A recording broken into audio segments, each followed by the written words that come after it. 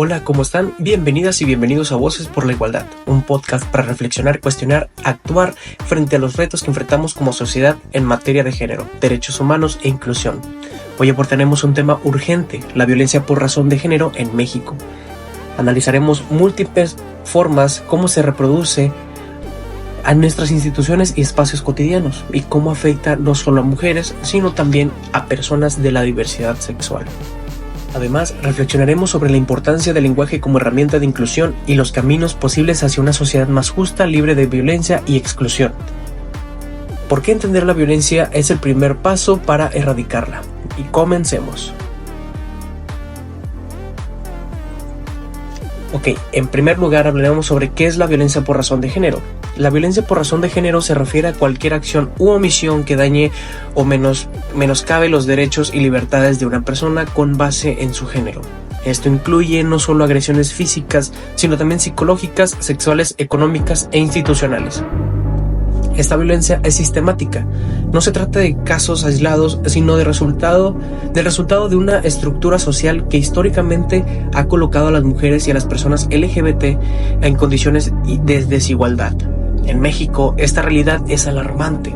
Cada día, miles de mujeres enfrentan violencias en sus hogares, calles, escuelas, centros de trabajo y redes sociales. Pero muchas veces, su sufrimiento es minimizado, silenciado o ignorado. Un ejemplo emblemático es el caso de Marisela Escobedo, quien fue asesinada frente al Palacio de Gobierno de Chihuahua mientras exigía justicia por el feminicidio de su hija Rubí. Un símbolo de impunidad, la desprotección estatal y la revictimización. Siguiente punto, vamos a hablar sobre los tipos de violencia de género.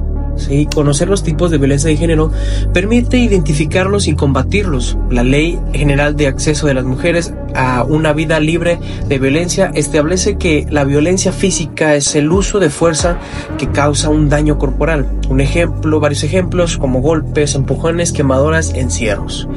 Siguiente punto, violencia psicológica, daño emocional y deterioro de la autoestima. Ejemplos claros como los celos, control, humillaciones, amenazas. ¿Sí? La siguiente, violencia sexual, cualquier acto que vulnere la libertad sexual de una persona, como violación, abuso, acoso, tocamientos no consentidos. Lo siguiente, la violencia económica o patrimonial, que es el control de dinero o de bienes, que es el impedir trabajar y no dar recursos a los hijos. Otra tipo de violencia es la violencia simbólica, reproducción de estereotipos que refuerzan la desigualdad, que como la publicidad sexista, chistes misóginos o roles rígidos. Como último punto, la violencia institucional, cuando las autoridades niegan el acceso a servicio o justicia. Un ejemplo, ignorar una denuncia, culpar a la víctima o dilatar procesos legales.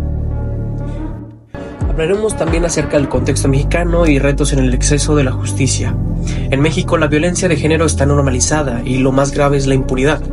Según el Secretariado Ejecutivo del Sistema Nacional de Seguridad Pública, en 2023 se registraron más de 900 feminicidios, pero muchos se clasificaron erróneamente como homicidios dolosos, ocultando su dimensión de género.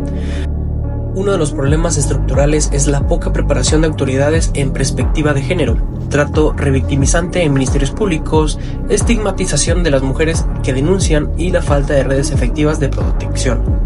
Un ejemplo real es de que mujeres que denuncian a su agresor son cuestionadas con frases como ¿qué hiciste para provocarlo? O ¿por qué tardaste tanto en denunciar? Bien. Hablaremos también acerca del poder del lenguaje. Sí, pues el lenguaje no es neutro, nombra o silencia, visibiliza o excluye. Por eso, el lenguaje incluyente no es solo una cuestión de corrección política, sino una herramienta para construir realidades más justas. El lenguaje educa, transforma, cuestiona. Por eso, adoptar una comunicación no sexista y respetuosa es parte del cambio cultural que necesitamos. Acerca también de la diversidad sexual e inclusión, las personas de la comunidad LGBT también enfrentan violencia de género. Su orientación sexual o identidad de género las coloca en una situación de mayor vulnerabilidad. Las formas de exclusión que podemos encontrar es la discriminación en escuelas, hospitales y empleos, la falta de reconocimiento legal de su identidad, la violencia en espacios públicos y redes sociales. Un dato clave es el que el 40% de las personas trans en México han sido víctimas de violencia física. La esperanza de vida de las mujeres trans en América Latina es de apenas 35 años. También un concepto muy importante es la interseccionalidad. Una persona que puede vivir discriminación simultánea por ser mujer, indígena, pobre, lesbiana, por ejemplo. Las políticas deben entender esta complejidad.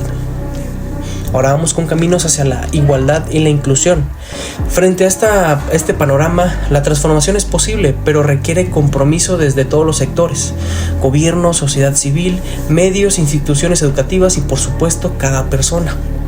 Las acciones necesarias que podemos tomar es incluir la educación sexual y de género en todos los niveles escolares, promover políticas públicas con enfoque de género y derechos humanos, también establecer cuotas de participación para mujeres y disidencias en espacios de toma de decisiones, crear entornos seguros y libres de discriminación.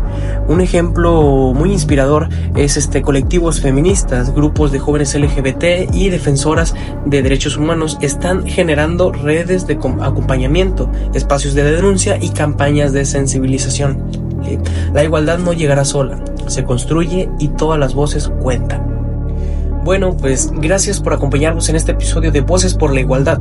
Hoy reflexionamos sobre una realidad difícil, pero también sobre caminos de esperanzas y transformación.